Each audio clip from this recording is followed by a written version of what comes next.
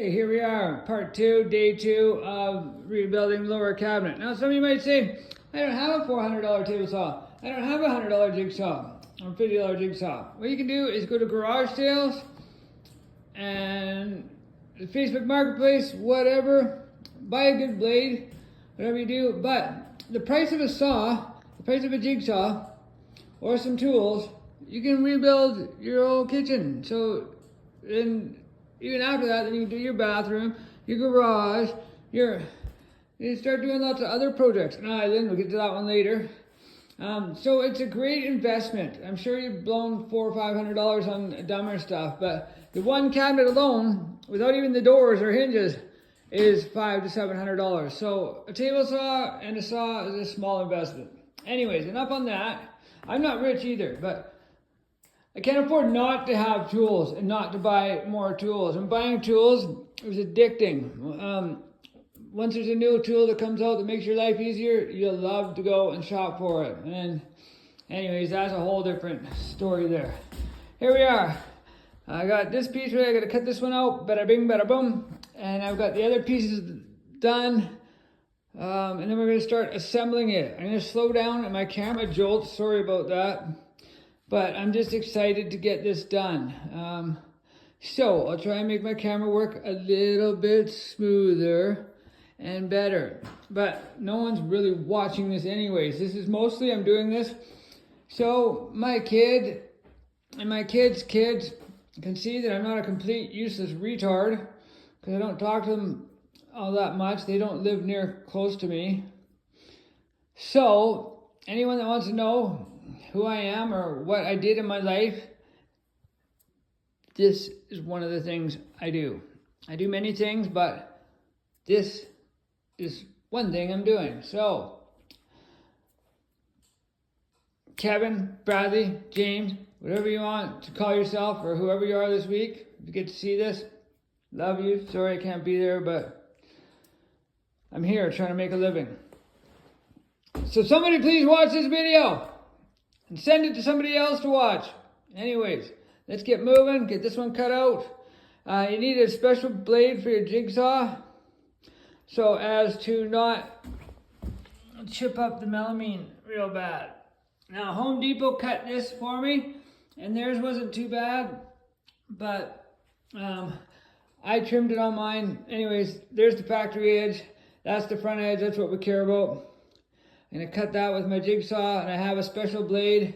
It's like $10 for 4 of them that will not... I'll take a look at it. I'll show you how good a job it does. Here's the blades.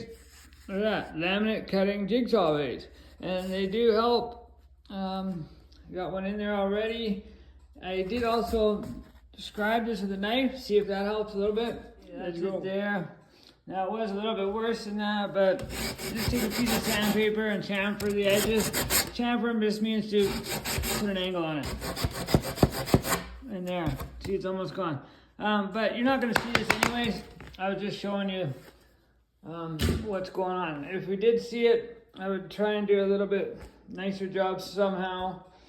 You can get more expensive blades, or that blade was already used. I could have tried a brand new one.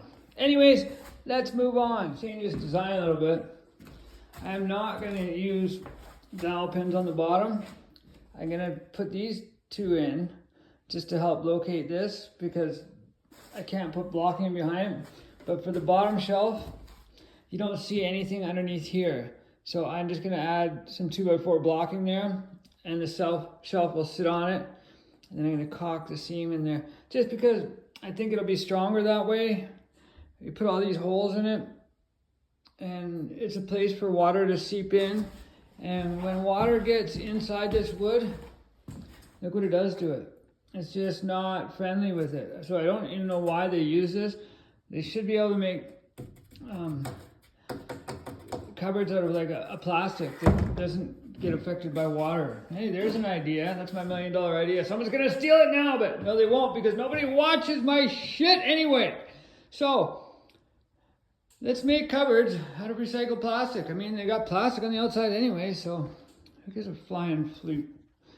Okay, all right. See, look what water did to that there. It's broken off. I got that cut. I got that marked.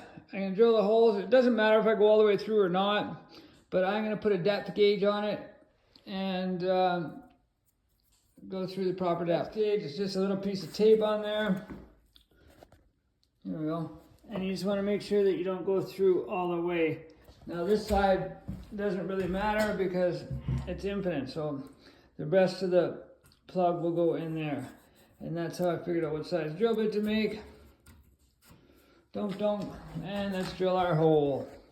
I marked it out, I measured off that one, put it there, so let's hope she lines up. I use millimeters instead of 16ths and 30 seconds just because it makes more sense. What do you use, millimeters or standard, imperial or standard? Let me know in the comments if anyone reads this, please. Okay, very important moment for you today. Keep your drill straight up and down, not tilted a little bit, not leaned over. You want it exactly straight, otherwise you're gonna have a problem putting these dowel pins in. Quick fit check determines that it's good, and I even grabbed my square. You put the square in there. Look at that, shebang. All right, let's remove this piece and put the bottom piece in here and put some blocking behind it. Oh yeah, I said I was gonna make smoother camera angles. Just put this piece in here and put some blocks behind it. Just like that there and that there. I'm worried that that one there is to help keep the thing level, which means that she's out of level by a bit. I don't understand why that one is so far down. Huh, that's weird. Alrighty, I'm gonna take it out of there for now anyways and see what happens. This is why they use dowel pins in the factory, it's like they're locators, because they do this on a jig. Boom, boom, boom, boom, put all the holes, put the dowels in it, and it locates the part automatically. Now, I was having a problem with getting this to make it flush on that front corner. So what I did is I drilled a hole through here, through this part, bigger than the screw. And then I drilled a pilot hole into here that would allow the screw to go in here without splitting this open.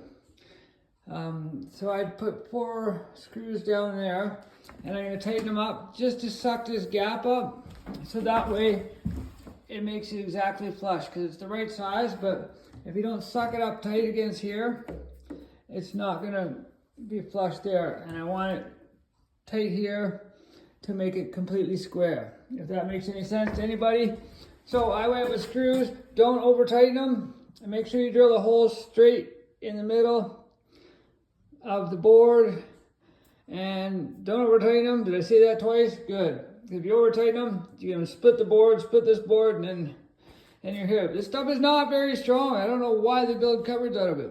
Anyways, carrying one of these down, I heard it crack too, so I stopped immediately. So tighten those up. So I would even do them by hand.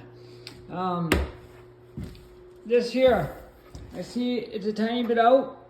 See that? I was gonna throw it on the table saw and just, but I think I will just do that with a belt sander, because it does sand fairly easily. Get some 60 grit on a belt sander, and I can clean up these edges too. As well, you see it's out a little bit here, but with the countertop going on top there, that leaves a little bit of room for a shim, or when I got the belt sander out, I can knock that down a little bit too. But with the countertop going over top of that, I don't think that's going to be a big deal. Not going to see it.